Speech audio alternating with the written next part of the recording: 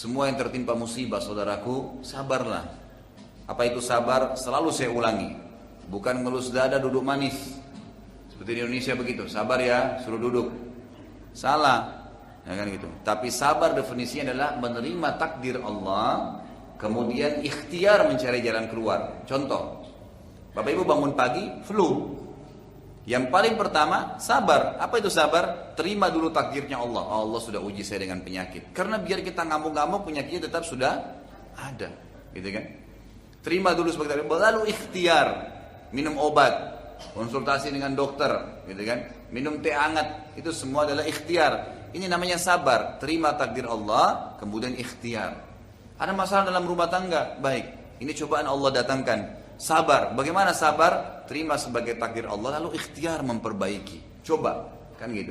Itu namanya sabar. Dan ini dikatakan wasbir ala ma asabak. Ini dari dulu. Ibnu Abbas radhiyallahu anhu berkata, subhanallah, baru semalam saya dapat posting gitu kan. Di salah satu teman waktu di WhatsApp itu, kalimat yang luar biasa gitu.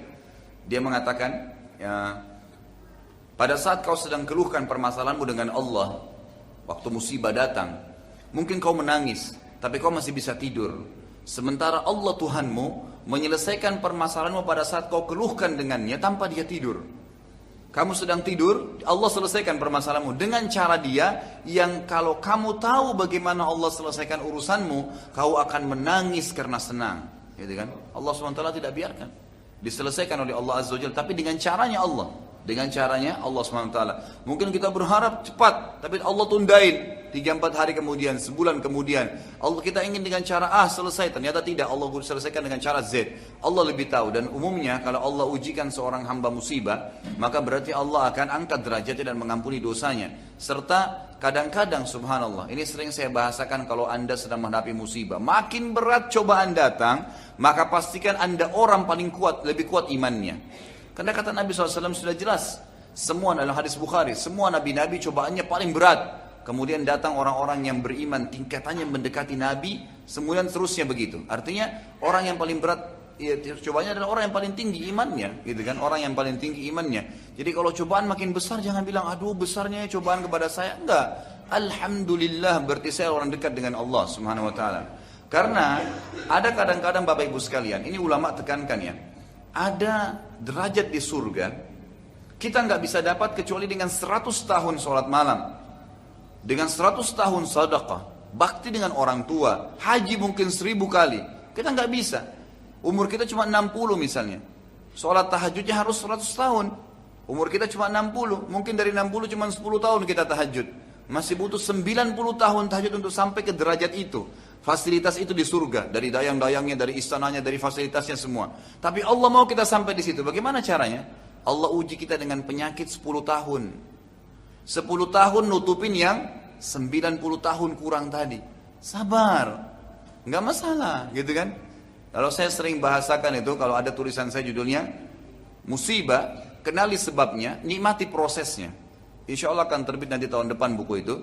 Saya sudah tulis dan insya Allah sudah 80% selesai gitu. Itu saya tuliskan musibah, kenali sebabnya, gitu kan? Dan nikmati prosesnya, nikmatin aja. Nggak usah keluh kesah, karena keluh kesah tetap tidak akan menyelesaikan masalah. Kata Umar radhiyallahu anhu, orang yang tertimpa musibah dan dia bisa terima sebagai takdirnya Allah, lalu dia sabar menjalaninya, maka dia akan menikmati, maka dia akan menjalani proses ya musibah itu dalam keadaan tenang dan dia akan menikmatinya. Artinya sakit ya sudah diterima, karena biar kita keluh kesah tidak bisa, dan pahalanya akan maksimal. Dengan ada orang kena musibah tapi keluh kesah, dia susah lalui, tidak ada pahalanya, nggak ada yang didapat sama dia. Maka sabar. Inna dzalika min azmil umur. Kata Luqman, sesungguhnya itu adalah hal-hal yang pasti terjadi. Allah sudah jadikan sebagai sunnatullah. Azmil umur pasti terjadi, nggak mungkin tidak. Semua orang akan diuji oleh Allah Subhanahu Wa Taala, gitu kan? Tapi tergantung dengan kadar imannya, Sebagian salaful ummah dari tabi'in, kalau mereka sebulan tidak sakit, mereka langsung beristighfar kepada Allah. Gitu. Kalau nggak sakit gitu. Sampai ada di antara mereka kadang-kadang kalau jalan kesentuh kakinya batu, beristighfar kepada Allah dan mengatakan alhamdulillah, Allah sudah membersihkan dengan ini dosa saya. Sampai seperti itu. Mereka mau minum terlambat airnya, alhamdulillah. Cobaan datang, berarti ini akan mengampuni dosa-dosa saya. Ada derajat yang saya akan dapat di surga yang tidak bisa dijangkau kecuali dengan ini. Sedikit ada masalah, sedikit ada kekurangan harta, sedikit ada kekurangan, ada masalah penyakit, ada cobaan, gak masalah. Ada orang utang gak bayar, sabar aja, gitu kan? Sambil ikhtiar, gitu kan? Sambil ikhtiar. Ingat, sabar bukan duduk manis.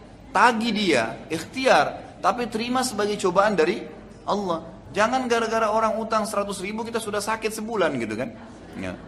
Tapi coba kita ikhtiar. Oh berarti Allah lagi coba saya. Bukankah Nabi SAW mengatakan apa dalam hadis yang sahih riwayat Bukhari? Siapa yang menghutangkan sesuatu pada orang kemudian belum terbayar, maka sama dia bersedekah setengah dari utang itu. Kalau ada pernah ibu-ibu saya sampaikan sampai nangis gitu, Ustaz ternyata saya baru tahu ya, 10 tahun saya pernah utangkan uang orang gitu kan, belum dibayar-bayar Ustaz.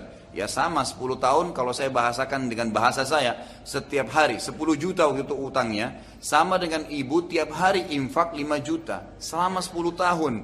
Berapa banyak pahala yang didapatin gitu. Makanya fahami dengan ilmu, maka kita akan bisa melalui kehidupan ini gitu.